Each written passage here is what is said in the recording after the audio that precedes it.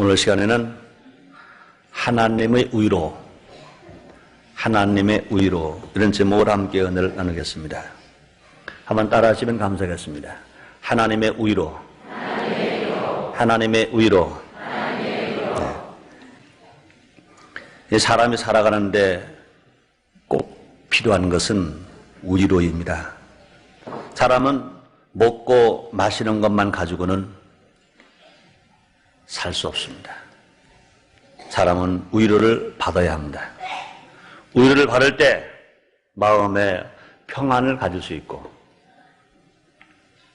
용기가 생기고 삶의 의욕이 있고 생기가 있고 또 보람으로 살 수가 있는 것입니다. 오늘 때보다 현대는 의로가 필요한 때입니다. 지금을 가르쳐 말하기를 산업화 시대, 기계화 시대, 물질 만능 시대 이렇게 말합니다. 좀 심하게 표현하면 인간을 상품화하는 시대다 이렇게까지 말하기도 합니다. 특히 이제 3일 후면은 우리나라의 최고의 명절 중에 하나인 설 명절을 앞두고 있습니다. 두고 온 고향을 지척에 두고도 갈 수 없는 1천만 이산 가족들에게는 더 위로가 필요할 것입니다. 세상에서 환경에 지친 사람들에게는 무엇보다 위로가 필요합니다. 위로가 필요한 사람들이 위로받지 못할 때 노이로제 질환에 걸릴 수 있습니다. 현대약국에서 제일 많이 팔리는 약이 신경안전제라는 것입니다. 많은 사람들이 노이로제 증세로 고생하고 있다는 것입니다. 소화가 안 되는 것도 또 몸이 어디가 아픈 것도 노이로제 증세로 말미암아 신경이 안정되지 못하기 때문에 몸이 약하고 의욕을 잃어버리고 건강을 해치는 일들이 많이 일어나는 것입니다. 또 위로가 필요한 사람들이 위로받지 못할 때 각종 범죄자가 되는 것입니다. 소년 범죄도 마찬가지인 것입니다. 요사이 떼강도들이 막 설치는데 그들이 거의 다 전과자들이라는 것입니다. 전과자들이 범죄하고 그들이 나왔을 때 그들을 위로해 주지는 사람이 없고 그들을 인정하지 못하니까 위로받지 못하고 인정받지 못하기 때문에 그들은 또 범죄하고 또 범죄하고 재범, 3범, 4범, 5범 전과가 계속 또 올라가는 것입니다. 또 위로가 필요한 사람들이 위로받지 못할 때 의욕을 상실하고 인생을 포기하기도 하는 것입니다.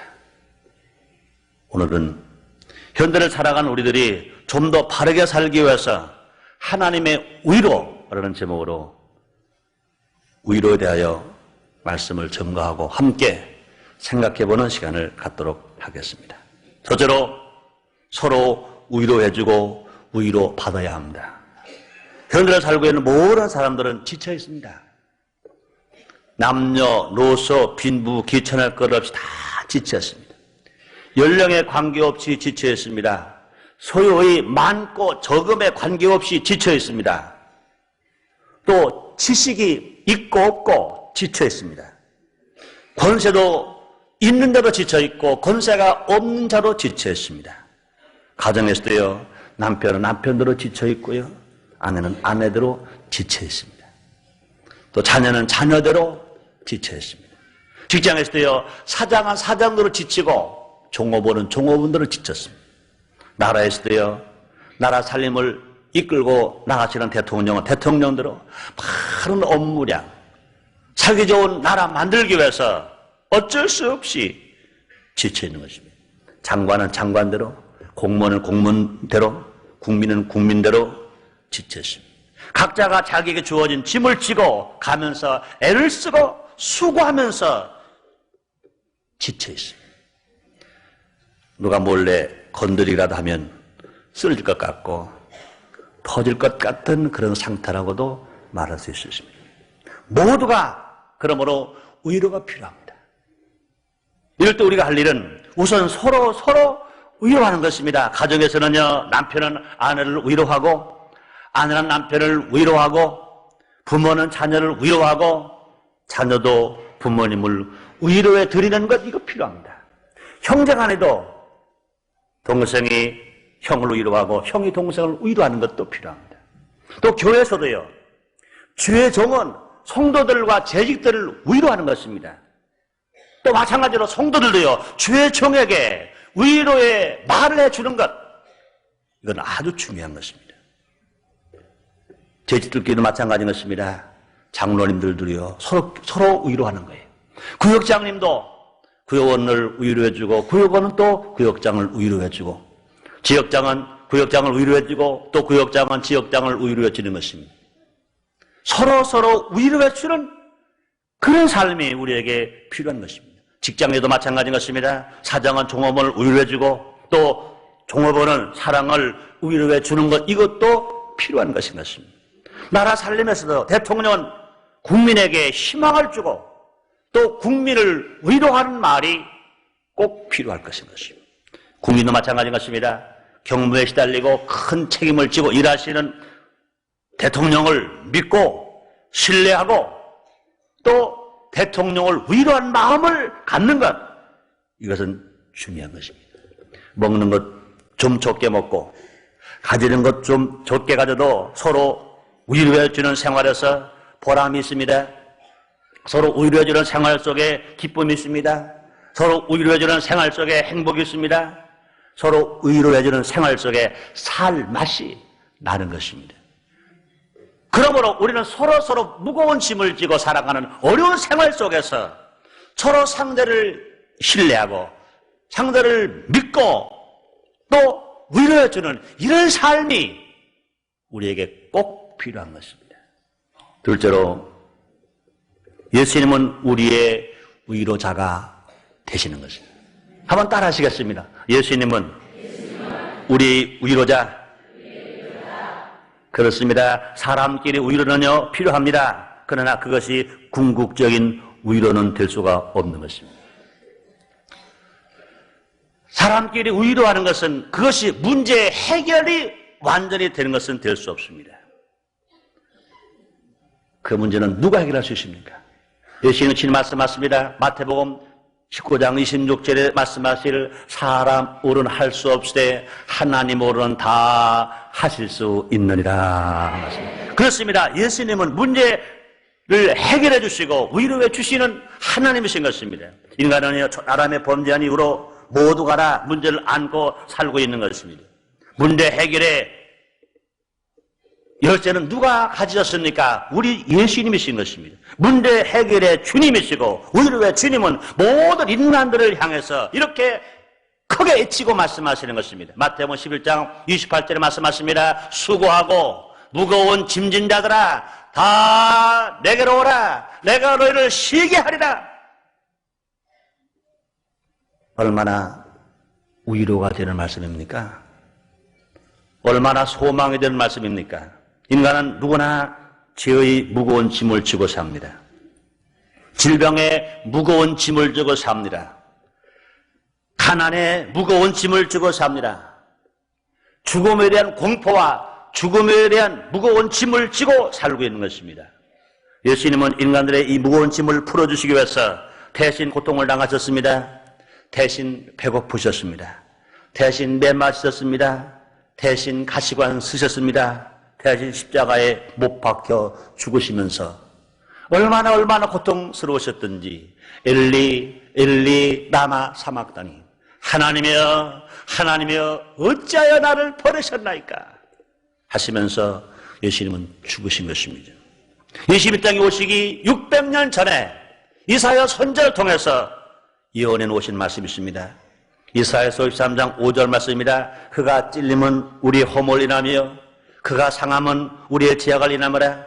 그가 징계를 받음으로 우리가 평화를 누리고 그가 채찍에 맞음으로 우리가 나음을 입었도다. 이렇게 예언해 놓으신 것입니다. 그렇게 예언해 놓으신 그대로 우리 예수님이 찔리셨습니다. 예수님은 상하셨습니다. 예수님은 죄가 없으심에도 불구하고 죄 지은 인간처럼 징계를 받으셨습니다. 예수님은 그렇게 또 매를 맞으셨습니다. 살이 찢기시고 보혈의 피를 다 쏟으셨습니다. 그러므로 우리 인간들은 그 예수 그리스도를 믿기만 하면 소망 가운데 위로를 받을 수가 있는 것입니다.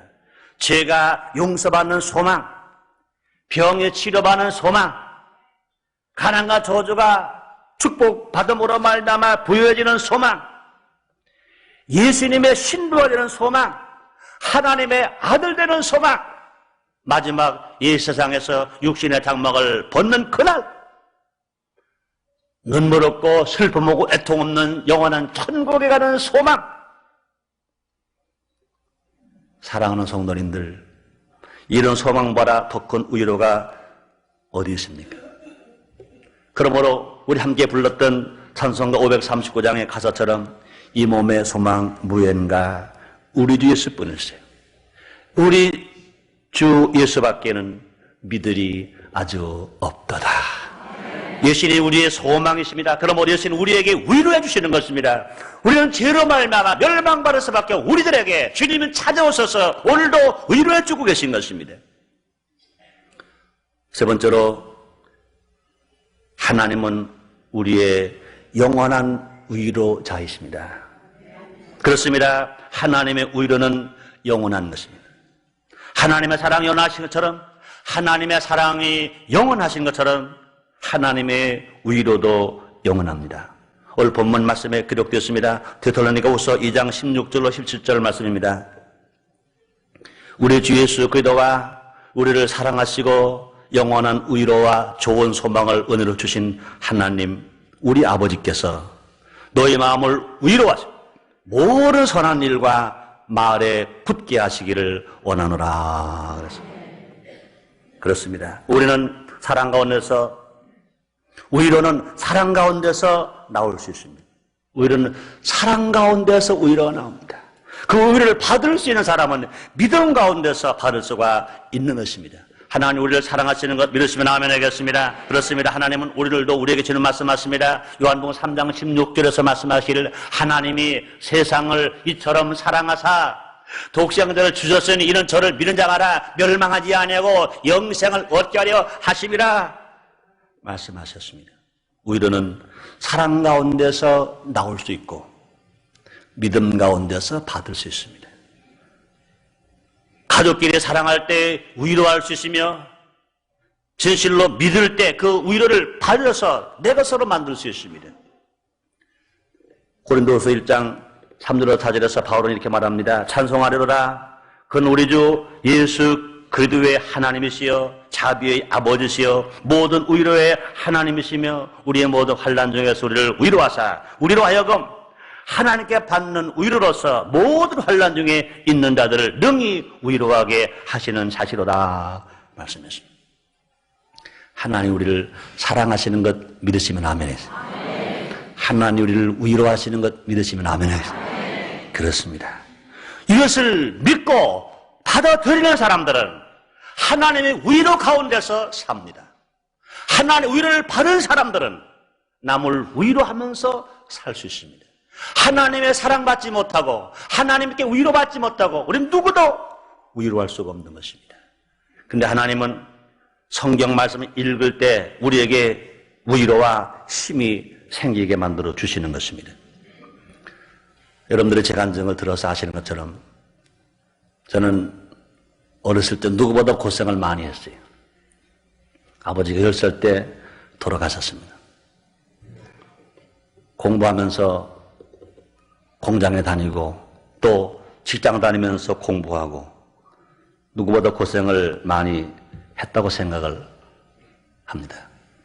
그러면 하나님의 은혜를 주셨는지 저것도 이제 회사를 운영하게 됐어요.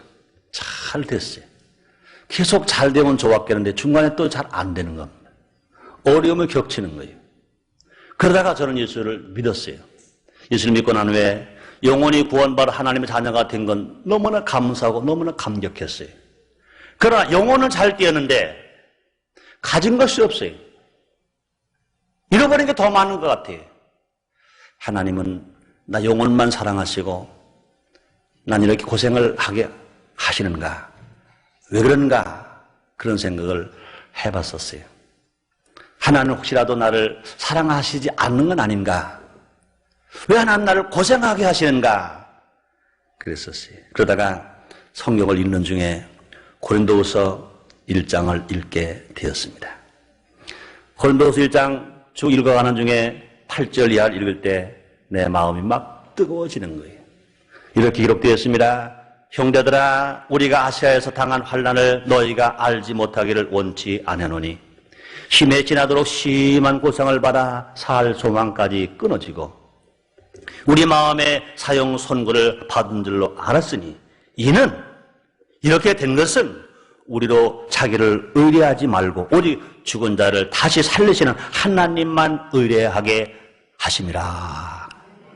사도 바울이 복음을 증거로 성령의 이끌림을 따라갔지 아니하고 자기 중심으로 가다가 아사에서 큰 환난을 당했다 그랬습니다. 살 소망까지 끊어질 만큼 어려움을 당했다 그랬습니다. 그런데 그렇게 된 이유를 사도 바울은 분명히 얘기하고 있습니다. 자기를 의뢰하지 말고 죽은 자를 다시 살리시는 하나님, 그 하나님을 의지하게 하려고 바울을 고생하게 했다 그랬습니다. 저는 아버지가 일찍 돌아가셨기 때문에 내 나름대로 책임의식이 있었어요. 저는 성이 70이고요. 머리가 반 곱슬이고요. 고집이 얼마나 있었는지 몰라요. 내 고집대로 하면 다 된다고 생각했어요. 그러나 그때 이 말씀을 딱 듣고 그렇구나. 내가 한다고 하다가 내가 고생했구나. 이제 바울도 자기가 복음을 증거한다고 하다가 그런 어려움을 당한 것처럼 이제 그 어려움을 당해서 살 소망까지 끊어진 상태 속에서 자기를 의지하지 않고 죽은 자를 살리신 하나님만 의지하고 바울이 큰일을 한 것처럼 그렇다. 하나님은 나를 사랑하시기 때문에 보잘것없는 나를 의지하지 아니하고 죽은 자를 살리신 하나님, 말씀 한마디로 세상을 창조하신 하나님, 병든 자를 치료하신 하나님, 없는 걸 있게 하신 하나님, 그 하나님을 의지하고 하나님을 믿고 살게 하려고 나를 이렇게 어렵게 만들도록 나를 깨우쳐 주셨구나 생각했을 때 얼마나 감사하고요, 얼마나 위로가 되고요, 얼마나 힘이 되는지 그때 저는요 펑펑 울었어요. 하나님의 소망의 말씀, 나를 깨우쳐 주는 말씀, 나에게 주시는 위로의 말씀, 이 말씀을 듣고 얼마나 감격했는지 모르는 것입니다. 그러면 그 순간서부터 나는 생각을 바꿨어요. 삶의 방향을 바꿨어요. 다시 태어난 마음을 가지고 신앙생활을 최선을 다하겠다고 마음을 다짐한 것입니다. 그렇습니다. 하나님 말씀 읽을 때 위로와 힘이 생기는 것입니다. 사랑하는 성도 여러분들이요, 이 하나님의 약속의 말씀, 성경 66권의 말씀을 진실로 예수를 믿고 하나님을 의지하고 하나님을 섬기는 사람들에게 소망이 되고 위로가 되고 치료가 되고 축복이 되는 말씀이신 것 믿으시면 아멘 하겠습니다. 여러분 잘 아시는 영국의 유명한 음악가 핸델을 여러분 아실 것입니다. 절망에 빠진 핸델, 몸과 마음이 아주 살 수 없을 만큼 지쳐 있었어요. 안개 짙은 런던 거리를 걷고 있었습니다. 그런 생각합니다. 한때는 황제들과 또 황후들의 찬사를 받을 때가 있었어요. 사랑을 받을 때가 있었어요. 그런데 그때 그것들은 다 추억으로만 남아있지 현재 핸델의 모습은 처참하리만큼 어렵습니다. 인생을 포기할 만큼 지쳐있을 때 그는 이제 거리를 방황하다가 집에를 들어갔습니다. 소포가 하나 온 게 있었어요.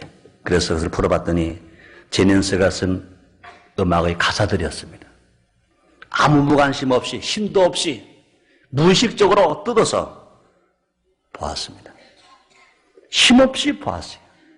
한 장을 넘기고 두 장을 넘깁니다. 그런데 거기 기록된 가사들이 이건 보통 가사가 아니었습니다. 하나님의 가라사대 너희는 위로하라. 내 백성을 위로하라. 보라, 청녀가 잉태의 아들 낳을 것이 그 이름을 임마누엘이라 하라. 모든 가사가 하나님 말씀으로 쓰여져 있어요. 그 가사들을 읽는 순간 지치고 좌절했던 헨델의 마음속에 신령한 영감이 넘치기 시작했어요. 절망했던 헨델에게 희망이 생겼어요. 위로의 말씀이 들려오는 사람 용기가 생겼어요. 생기가 났어요. 피아노 앞에 섰습니다. 곡을 쓰기 시작합니다. 그는 완전한 하나님의 영감에 사로잡혀서 역사상 가장 위대한 메시아 대곡을 기록했습니다. 3주일 동안 거룩하게 취해서 밤도 자지 아니하고 낮도 자지 아니하고 그의 식음을 전폐하다시피 하면서 3주일 동안 오선지의 곡을 써나갑니다. 그 곡이 우리가 너무나 잘 아는 하나님의 영광을 나타낸 오라토리오 메시아였던 것입니다. 세계적인 음악 대가가 되게 한 것이 무엇이냐? 하나님의 말씀으로 기록된 그 가사를 읽고 하나님의 음성을 듣고 위로받고 세임을 얻어서 세계 최고의 음악가가 될 수가 있었다는 것입니다. 사랑하는 성도님들, 우리 주님이 어제나 오늘이나 영원토록 동일한 것 믿으시면 아멘 하겠습니다. 우리 하나님은 아브라함의 하나님, 이삭의 하나님, 야곱의 하나님, 헨델의 하나님, 우리 하나님이신 것 믿으시면 아멘 하겠습니다. 그렇습니다. 하나님은 오늘도 우리에게 오셔서 위로하십니다. 소망을 주십니다. 꿈을 주십니다. 네 번째로 하나님은 성령을 통하여 우리를 위로하십니다. 성령은 예수님 영이시고 하나님 영이십니다. 영원하신 하나님은 예수님을 통하여 인간을 위로하시고 성경 말씀을 통하여 위로해 주시고 또 성령님을 통해서도 위로해 주시는 것입니다. 하나님께서는 성령님을 통하여 찢겨지고 상처받은 인간의 영혼을 위로해 주시는 것입니다. 예수님은 인류를 구원하시고요 죽음을 당하시고 부활하셔야만 했었으며 제자들을 떠나 승천하셔야만 했습니다. 그러신 몸으로 희생을 떠나 했으나 우리를 위한 위로의 사역을 계속 이루시기 위하여 다른 보혜사 성령을 우리에게 보내주신 것입니다. 요한복음 14장 16절에 주님 말씀하십니다. 내가 아버지께 구하겠으니 그가 또 다른 보혜사를 너희에게 주사 영원토록 너희와 함께 있게 하시리니 말씀하시고 또 요한복음 14장 18절에서는 내가 너희를 고아와 같이 버리지 아니하고 너희에게로 오리라 말씀했습니다. 성령을 체험한 제자들은 그날 이후로 사람들에게 욕을 먹고 채찍에 맞고 감옥에 갇히고 죽음을 당하면서도 그들 마음속에 추호의 고독이나 슬픔이나 절망이 없었어요.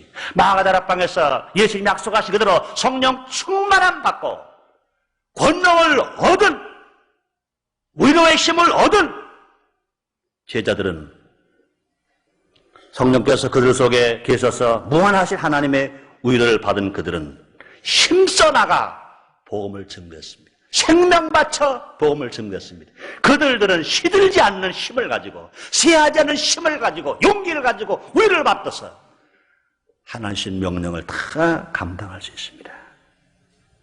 그렇습니다.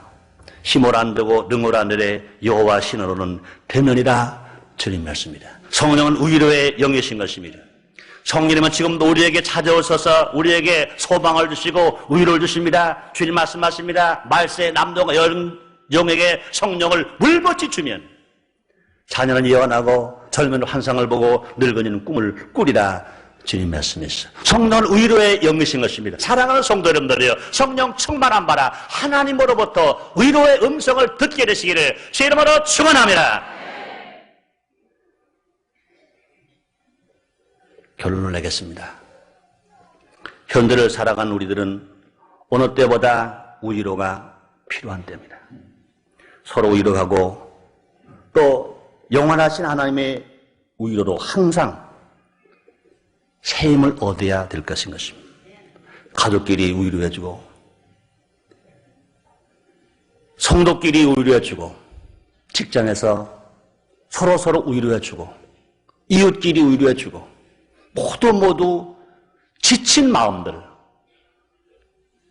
예수 안에서 새 사람 되어서 위로해주고 위로를 받음으로 말미암아 얼마나 힘있게 사시고 소망으로 사시고 생기있게 사시고 용기있게 사시고 사랑으로 사시고 행복하게 사시고 신명나게 사시기를 바랍니다. 기도하겠습니다. 하나님, 우리에게 먹을 것도 있고 마실 것도 있고 입을 것도 있고 살 집도 20년 전 30년 전보다는 훨씬 많습니다. 그럼에도 사람들은 행복을 찾질 못합니다. 범죄는 찾고 늘어갑니다. 왜 이런 일들이 생깁니까? 아버지여, 위로받을 사람이 위로받지 못함으로 가출하기도 하고 범죄하기도 하고 낙심하기도 하고 신경노이로제에 걸리기도 하고 병들기도 하고 어렵게 됩니다. 하나님 아버지여, 지금 우리에게 위로가 필요합니다. 성령이여, 우리에게 위로의 음성을 들려주옵소서. 위로받게 하여 주옵소서. 위로받게 하여 주옵소서. 위로받게 하여 주시옵시고 위로하게 해 주옵소서. 위로하게 하여 주시옵소서. 예수님의 이름으로 기도드렸나이다. 아멘.